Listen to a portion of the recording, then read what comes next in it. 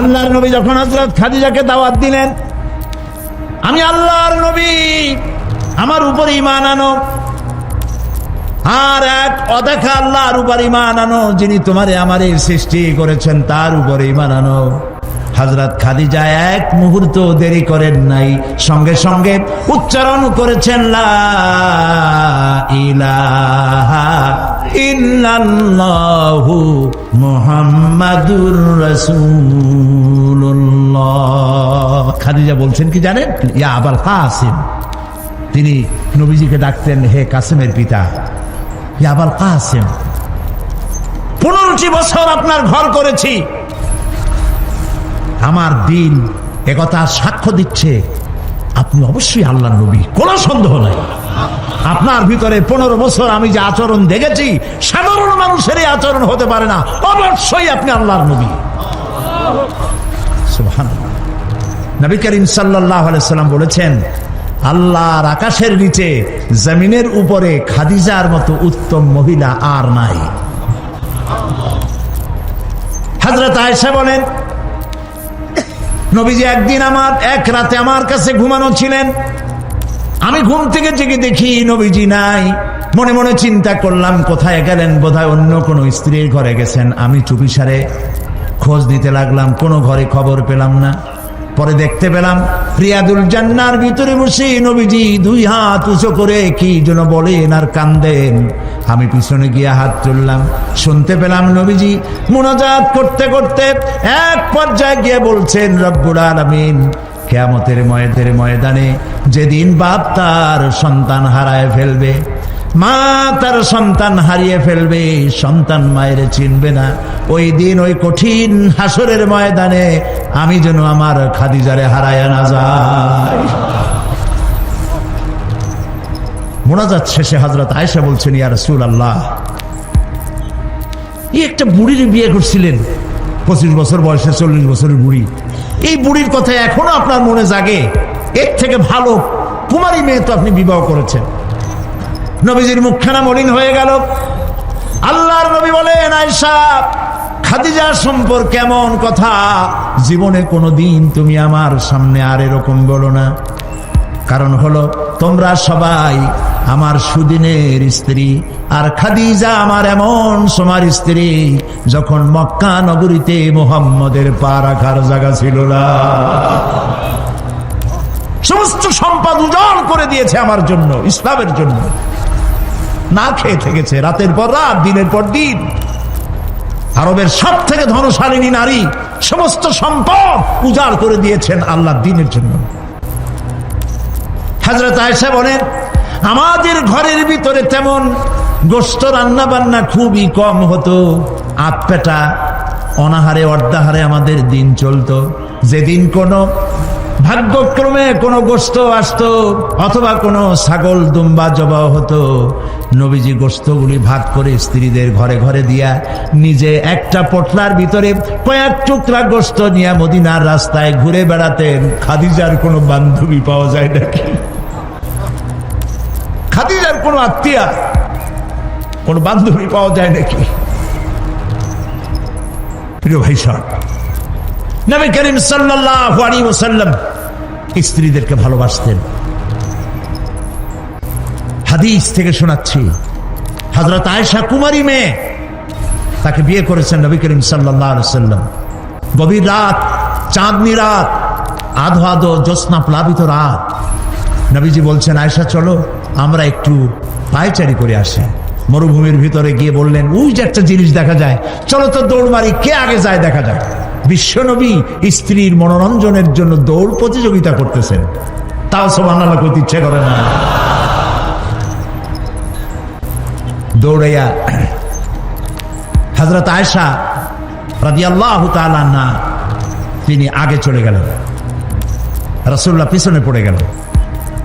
হযরত আয়েশা খুব আনন্দ করলেন, দেখলেন আপনি কিন্তু দৌড়ে আমার সাথে পারলেন না। বাস এর কয়েক বছর পর আরেকদিন এইভাবে দৌড়ের প্রতিযোগিতা হলো রাতের বেলায়। আজকে হযরত আয়েশা বলছেন, ওই দিনের তুলনায় আমার শরীরটা স্থূল হয়ে গেছে, আমি একটু মুটিয়ে গেছি। দৌড়াইয়া আমি পিছনে পড়ে গেলাম, রাসূল আগে উঠে গেলেন। আমি হাঁপাতে হাঁপাতে যখন নবীজির কাছে গিয়ে দাঁড়িয়েছি, রাসূলুল্লাহ তাবাসসুম মুস্কি হেসে আমার দিকে তাকিয়ে বলছেন, আয়েশা, ওই সেই দিনের প্রতিশোধ আজ নিলাম। সুবহানাল্লাহ, সুবহানাল্লাহ। কিসের ইউরোপ, কিসের আমেরিকা, ইসলামী সভ্যতার জুতার কাছেও দাঁড়াতে পারবে না তারা।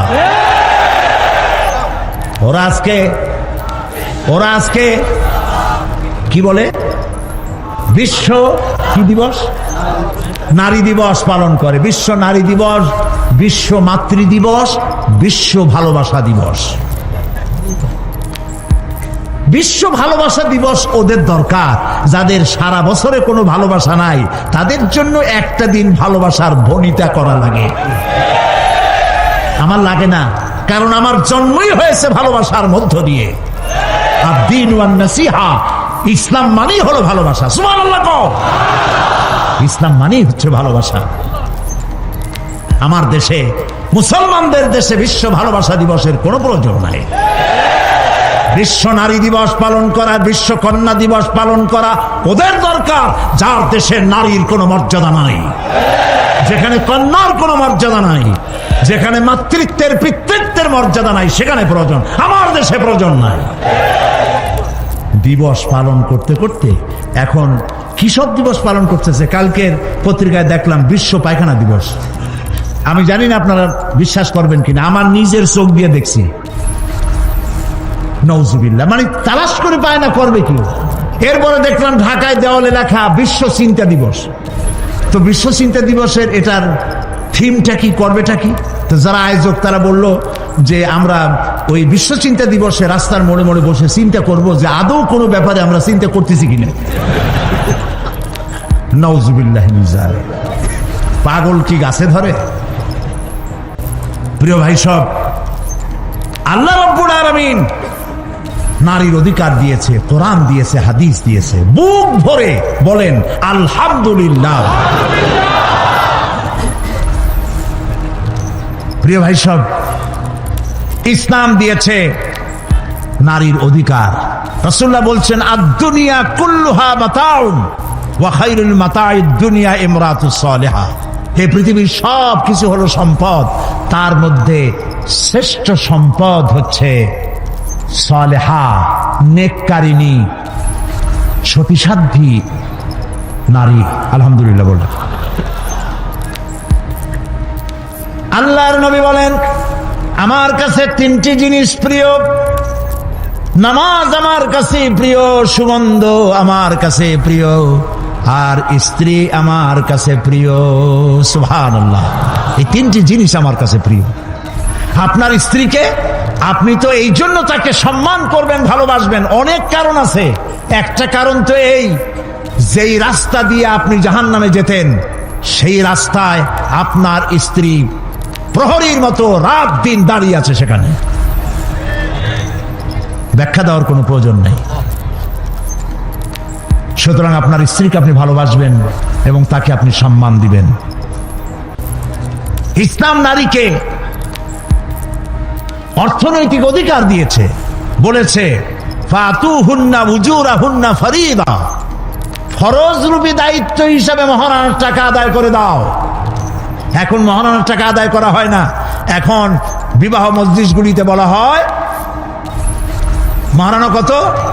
মহারণা হচ্ছে 21,21,101 টাকা, 11,11,101 টাকা। একটা 1 টাকা থাকা লাগবে। কোথায় পাইছেন এটা? একটা 1 টাকা থাকা লাগবে।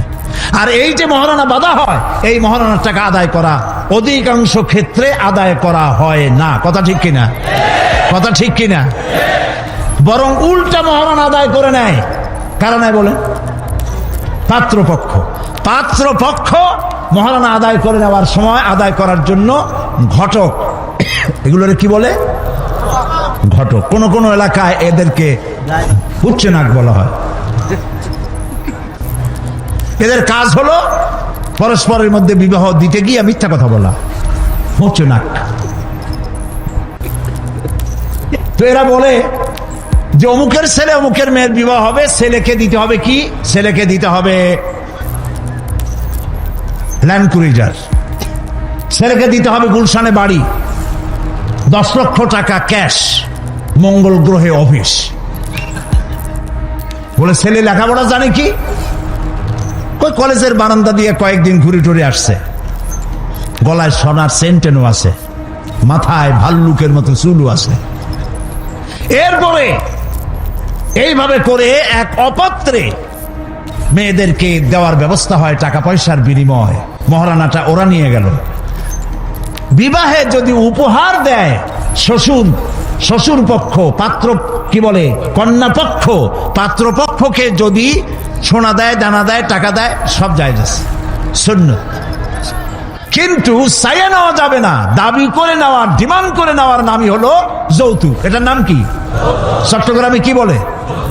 যৌতুক। এই যৌতুক হলো শ্বশুরের সাথে এক প্রকারের কৌতুক। এইভাবে করে চাইয়া টাকা আদায় করা হারাম। চাইয়া টাকা আদায় করা কি? আজকের এই বিশাল তাফসীরুল কোরআন মাহফিলে আমি জানতে চাই যে এই যাদের ছেলে আজ পর্যন্ত বিয়ে দেন নাই, বিবাহ দিতে গিয়ে কন্যা পক্ষের কাছ থেকে হারাম চাইয়া যৌতুক আদায় করে ছেলে বিয়ে দিবেন না, এই রকমের লোক ওয়াদা করতে পারবেন না? মনে করবেন এই কথা যে আল্লাহ মাহফিলে আজকে আসলাম কেন? আচ্ছা দেখি তো, যারা ছেলে বিয়ে দেন নাই তারা ওয়াদা করবেন এই কথা বলে যে আমার ছেলে বিবাহ দিতে গিয়ে যৌতুক 1 পয়সাও, 1 থেকে নিয়ে 1000 কোটি যা হোক, যৌতুক চাইবো না, বিনা যৌতুকে ছেলে বিবাহ দেব। কারা কারা দেবেন? ছেলেওয়ালারা হাত তোলেন তো।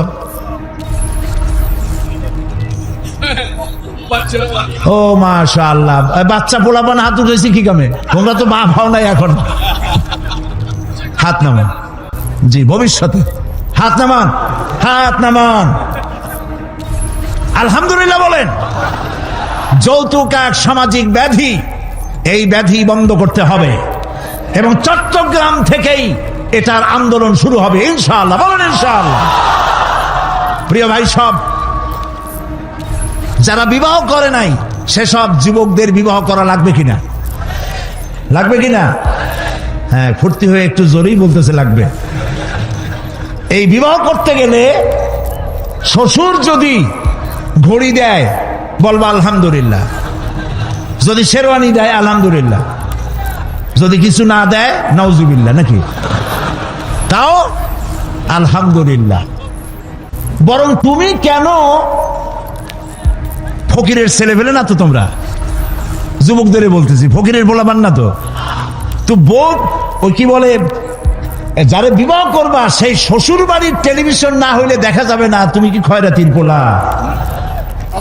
যদি এখন তো দেখতেই হয়, তো বউয়ের বাপের কাছ থেকে টেলিভিশন না নিয়া মসজিদ গুলার সামনে শুক্রবার দিন থাল পাতে বসে যাইও। তাও কন্যা পক্ষের কাছ থেকে চাইয়া নিবা না। কিছু দিলে আলহামদুলিল্লাহ, না দিলেও বিনা যৌতুকে নিজের পায়ে দাঁড়াইয়া চাকরি করে বিয়ে করবা। চাকরি কামাই রোজগার না করিয়া নিজে বাপের হোটেলে খাও, আরো একজন আনে মেহমান বানাইও না। কাজ করবে, চাকরি করবে, ব্যবসা করবে, তারপরে নিজের টাকা দিয়া, বাপের টাকা দিয়া বিয়ে করিয়া বউরে রানী বানাইয়া ভালোবাসার সিংহাসনে বসাবে, তাকে কোনো কিছু খোটা দিবে না। এটা এই জন্য বলি, বাংলাদেশে একটা কি বলে ওটাকে, যৌতুকের একটা গরু দেওয়া হয় নাই, টেলিভিশন দেওয়া হয় নাই বলে গরুর মতো পিটিয়ে স্ত্রীকে হত্যা করা হয়েছে। হাজারো ঘটনা বাংলাদেশে আছে। বিনা যৌতুকে বিয়ে করবে যে সব বীর তরুণ চট্টলার যুবকের এবার হাত উঁচু করে দেখাও। ও মাশাআল্লাহ, এখন তো দেখা যায় কেউ বিয়ে করে নাই।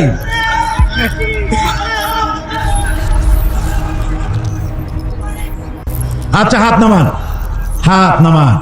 আলহামদুলিল্লাহ বলেন, হাত নামান।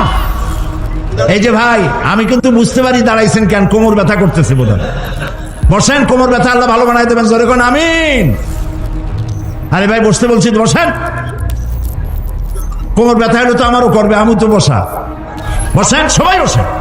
প্রিয় ভাই সব, তাহলে একটি বড় রকমের অপরাধ থেকে চট্টগ্রামকে মুক্ত করার জন্য আন্দোলন শুরু করা হলো। বলেন আলহামদুলিল্লাহ।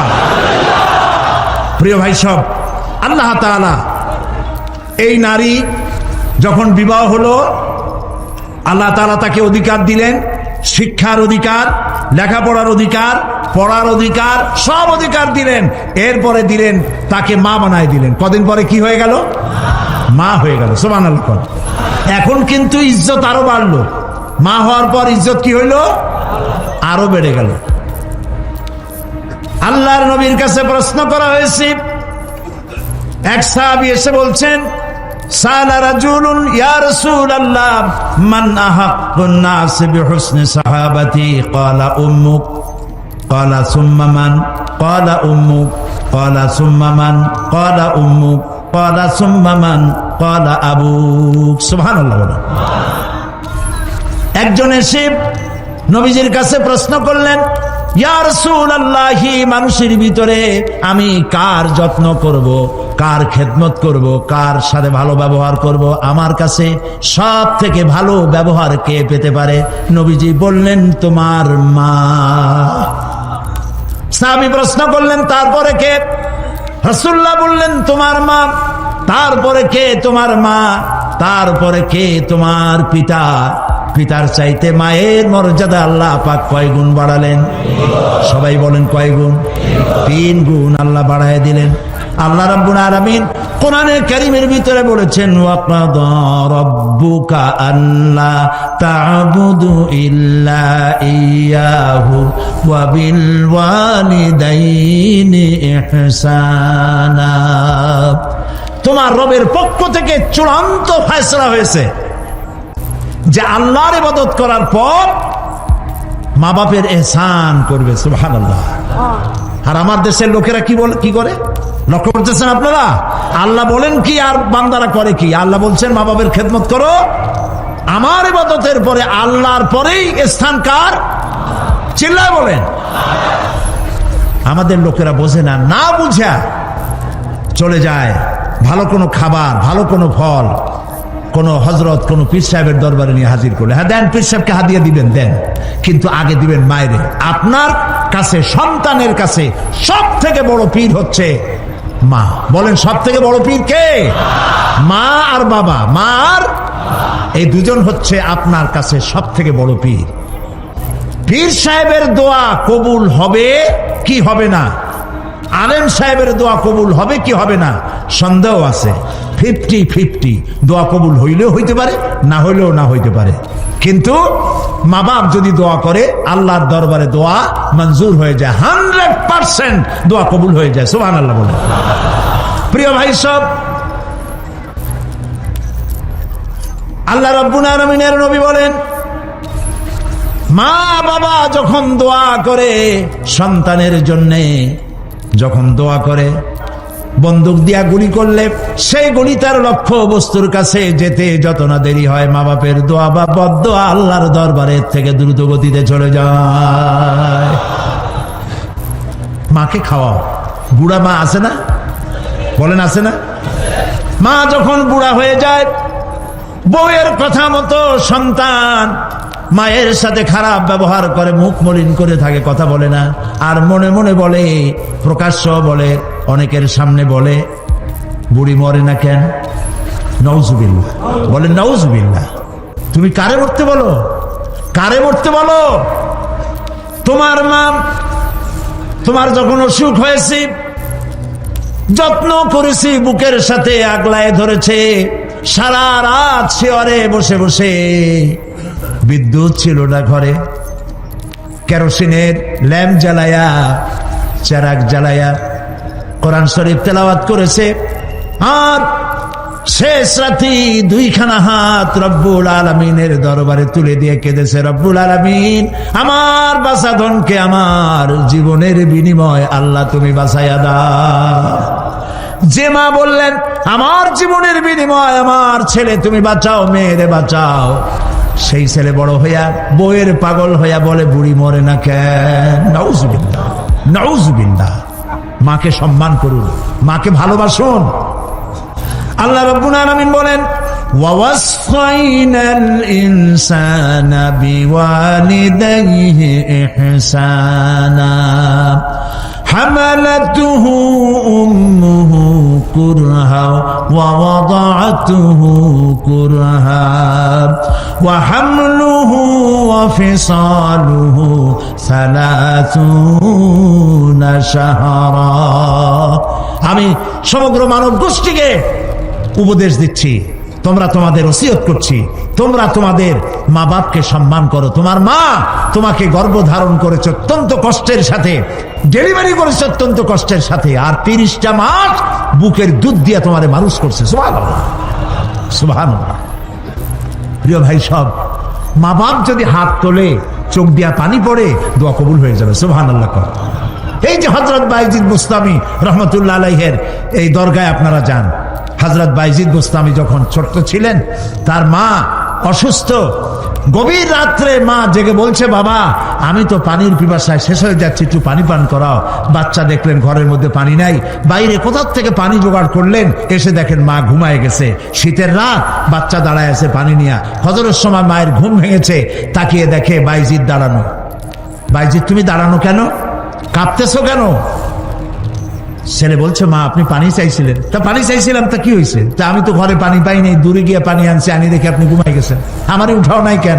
আপনার ঘুমের ক্ষতি হবে। তা তুমি নিজে ঘুমাও নাই কেন? এই জন্য যে আপনি জায়গায় যদি আবার পানি চান আর সময় মতো না দিতে পারি, তাহলে তো আপনার কষ্ট হবে। সেই জন্য মা আমি দাঁড়াই রয়েছি, আপনি পানি খাবেন, সেই পানি নিয়ে।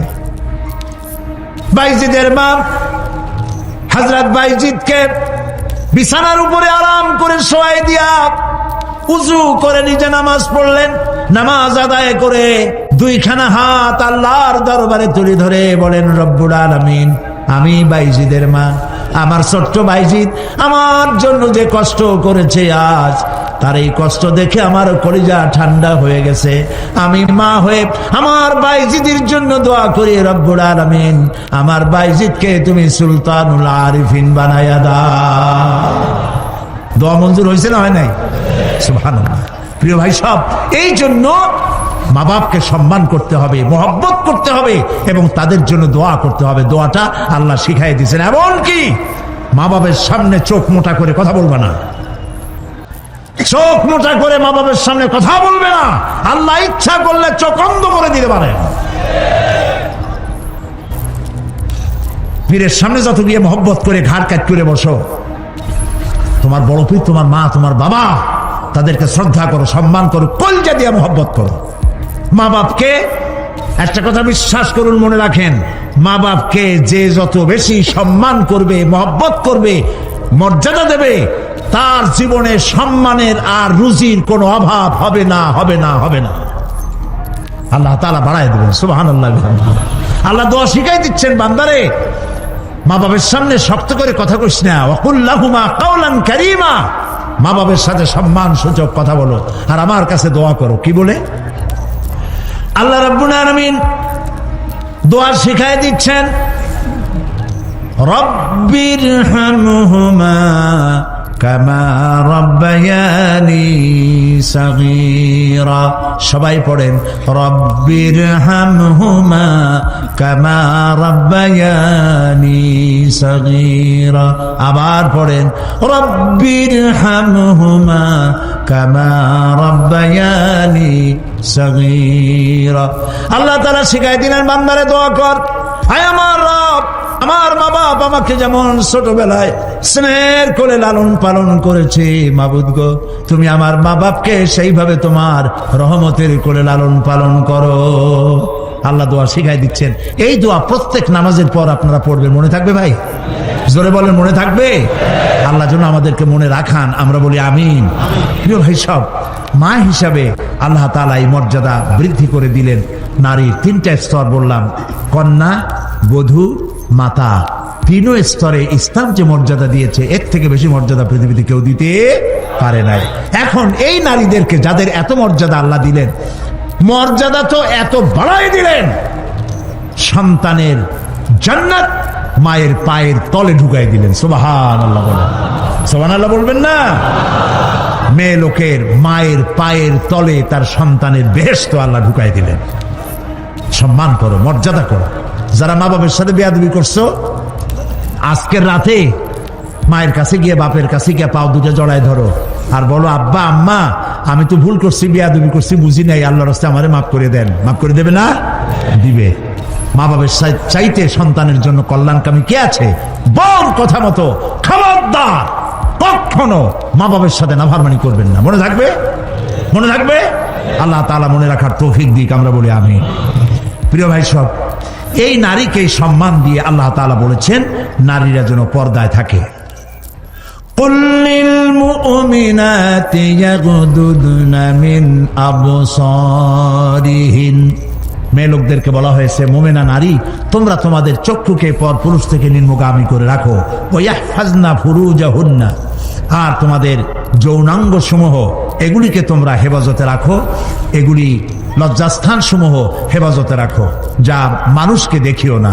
ওয়াকারনা ফি বুয়ুতিকুন্না ওয়ালা তাবাররাজনা তাবাররুজাল জাহিলিয়াতিল উলা, আর তোমরা তোমাদের ঘরের মধ্যে থাকো ওই জাহিলিয়াতের যুগে যে ধরনের সাজসজ্জা করে রাস্তায় বেরোতো, ঠাক ঠমক করতো, রূপচর্চা করতো মানুষের সামনে, পরপুরুষের সামনে, জাহিলি যুগের মতো তোমরা বেরিও না। কে বলতেছেন? আল্লাহ বলতেছেন, আল্লাহ পাক বলছেন ওয়াকারনা ফি বুয়ুতিকুন্না, ঘরের মধ্যে থাকো। এই ঘরের মধ্যে থাকার অর্থ কিন্তু এই নয় যে ঘরের মধ্যে পড়ে থাকো, লেখাপড়া করো না, চাকরি বাকরি করো না, এটা কিন্তু নয়। বরং নবী করিম সাল্লাল্লাহু আলাইহি ওয়াসাল্লাম মহিলা সাহাবীরা ব্যবসা করেছেন। কেউ আতরের ব্যবসা করেছেন, কেউ ফলের ব্যবসা করেছেন, কেউ খেজুরের ব্যবসা করেছেন, এবং এই মহিলারা নার্সের দায়িত্ব পালন করেছেন। যুদ্ধাহত সৈন্যদেরকে নার্সিং করেছেন, যুদ্ধের ময়দানেও তারা কাজ করেছেন। কাজী ঘরের মধ্যে থাকো তার অর্থ হলো ঘরের মধ্যে যে পরিবেশটা থাকে পর্দার পরিবেশ, যখন বাইরে যাবে তখনও এই পর্দার পরিবেশটা নিয়ে যাবে। যখন বাইরে যাবে বোরখাটা পরে যাইও, বোরখাটা পরলে ওইটা একটা ঘরের মতো, বোরখার দরজাও আছে, জানালাও আছে, আছে না? যেখানে সুযোগ আছে জানলা খুলে দেন, মুখের কাপড়টা উঠাইয়া দেখেন যেখানে সুযোগ আছে, আর যেখানে সুযোগ নাই জানলা বন্ধ করে দেন, ঠিক না? এই বোরখা পরতে বলা হয়েছে, বোরখা পরে চলবেন। এই বোরখাটা একটা নিয়ামত। বাংলাদেশ নিয়ে কথা বলি, এই বাংলাদেশে আজ পর্যন্ত যত নারীর মুখে অ্যাসিড পড়েছে, একটা দৃষ্টান্ত চাই। আপনারা বলেন আমাকে যে বোরখা পরা একটা মেয়ে লোকের মুখে অ্যাসিড পড়েছে, প্রমাণ দেন। পারবেন প্রমাণ দিতে? পারবেন? কেন পারবেন না বলেন? কারণটা কি? কারণ হলো এই, মেয়ে লোকটা যখন বোরখা পরলো সে আল্লাহর হুকুম পালন করলো। কার হুকুম পালন করেছে? আর তখন আল্লাহর দায়িত্ব হয়েছে নারীর সতীত্বের এবং তার শরীরের হেফাজতের দায়িত্ব নেওয়া। এই জন্য বোরখা পরা নারীর মুখে অ্যাসিড পড়ে না। মা বোনেরা যারা আজকে রাস্তায় বসে, প্যান্ডেলে বসে, বিভিন্ন জায়গায় বসে, বাড়িতে বসে আমার কথা শুনছেন, আমি মা বোনদেরকে বিনীতভাবে আরজ করি, যখন আপনি বোরখা ছেড়ে, যে সব মেয়েরা রূপচর্চা করে চুল পিছনে ছেড়ে দিয়ে লিপস্টিক লাগায় রূপচর্চা করে যখন কোনো দোকানে যায়, তখন দোকানের সেলসম্যান বলে, ভাবি আসেন আসেন, এই শাড়িটা পরলে আপনার দারুণ মানাবে। আরে শয়তান, শাড়ি বদলে মানাবে কিনা তার স্বামী বলবে তুই কেনা। এখন দোকানদার যদি ভাবি বলে তাতে কি মর্যাদা বাড়ে? বাড়ে না। আপনি দেখেন বোরখা পরেন, চাদর পরেন, দোকানে যান, দোকানি বলবে খালাম্মা, চাচি আম্মা, বসেন বসেন, সম্মান করে বসতে দেবে এবং আপনার সামনে কাপড়গুলি খুলে ধরবে যেটা আপনার প্রয়োজন নেবেন। তাহলে বোরখায় কি সম্মান কমায় না বাড়ায়? কমায় না বাড়ায়?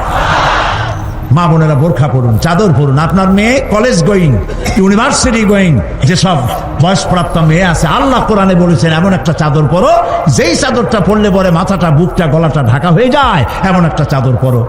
এই চাদর পরা মুসলমানদের জন্য ফরজ। মুসলমানদের জন্য কি? প্রিয় ভাই সব, নারীর জন্য আল্লাহ পর্দা করেছেন, আর এই পর্দা হলো তাদের জন্য নিয়ামত। সেই নিয়ামত তারা ধারণ করবেন, আল্লাহ তাআলা তাহলে সন্তানগুলো ভালো বানাই দিবেন। কোন আলহামদুলিল্লাহ? বলেন আলহামদুলিল্লাহ। আচ্ছা বলেন, মৃগনাভি কস্তুরী ছাগলের পেটে হয় না হরিণের পেটে হয়? হরিণের পেটে হয়। হরিণ থাকে কোথায়? গাছের মধ্যে, পর্দার আড়ালে। ছাগল থাকে কোথায়? মাঠে ঘাটে, পথে ঘাটে, যেখানে সেখানে। কাজী ছাগলের মৃগনাভি তো ভালো, দড়ি ধরলেও গোসল ওয়াজিব হয়ে যায়, দুর্গন্ধের খেলা। আর জঙ্গলের ভিতরে হরিণ থাকে, মৃগনাভি কস্তুরী আল্লাহ দান করেন, যার সুগন্ধ এখানে নাড়া দিলে সারা মাহফিল বিমোহিত হয়ে যাবে। আল্লাহর নিয়ামত পর্দায় থাকে। নারীদেরকে আল্লাহ পর্দায় থাকতে বলেছেন। এই পর্দায় থাকলে পরে কস্তুরী সম সন্তান আল্লাহ দান করবেন। আর যদি পর্দায় না থাকেন, যে সন্তান হবে হবে মিস্টার বল্টু বাবু, মন্টু মিয়া। ভয়ের চোটে মানুষ অস্থির, তার চোখ গর্তের ভিতরে কি খাইছে, চোখ গেছে গর্তের মধ্যে। 2 কেজি চাউল মাফা যায় 2 চোখে, চুল মাথা দিয়ে ঝুলানো। প্যান্ট পরছে, সে প্যান্ট পরা অবস্থায় সেলাই করছে না কেমনে করছে আল্লাহ জানে। জুতার মধ্যে এত বড় বড় লোহা বটন লাগানো, গলায় এত বড় মোটা চেইন। জাহান্নামের আগেই সালা সিলা ও আগলালম ওয়া সাইরা, জাহান্নামের শিকল আগেই পড়ছে গলায়। রাস্তায় মানুষে দেখে আর বাপ বাপ করে পলাইতে থাকে, বলতে থাকে আল্লাহ এই শয়তানের গজব দাও, এই শয়তানের যে মায় পেটে রাখছে তার কলেরা দাও, আর বাপের বসন্ত দাও। আর ছেলে যদি ভালো হয়, মানুষে দোয়া করে, আরে এই ছেলেটা এত ভালো, আল্লাহ এই ছেলেটির প্রতি রহম করো, এই ছেলের যে মায় পেটে রাখছে সে মায়ের রহম করো, ওর বাপের রহম করো। সুবহানাল্লাহ। নেক্সট সন্তান পাওয়ার জন্য পর্দায় থাকা আপনার জন্য জরুরি। মা বোনেরা পর্দায় থাকুন এবং নিজের সৌন্দর্য পরপুরুষকে দেখাবেন না। আপনার সৌন্দর্য আপনার পিতার জন্য নয়, ভাইয়ের জন্য নয়, ছেলের জন্য নয়, কারোর জন্য নয়, শুধুমাত্র একমাত্র কেবলমাত্র স্বামীর জন্য। সুবহানাল্লাহ, আলহামদুলিল্লাহ, লা ইলাহা ইল্লাল্লাহ, সুবহানাল্লাহ, আলহামদুলিল্লাহ, লা ইলাহা ইল্লাল্লাহ, ইয়া আল্লাহ, ইয়া রহমান, ইয়া রহিম, ইয়া হাইয়ু, ইয়া কাইয়ুম। সবাই পড়েন, ইয়া আল্লাহ, ইয়া রহমান, ইয়া রহিম, ইয়া হাইয়ু, ইয়া কাইয়ুম। ইয়া আল্লাহ, ইয়া রহমান, ইয়া রহিম, ইয়া হাইয়ু, ইয়া কাইয়ুম। ইয়া আল্লাহ, ইয়া রহমান, ইয়া রহিম, ইয়া হাইয়ু, ইয়া কাইয়ুম। আল্লাহুম্মা আমিন।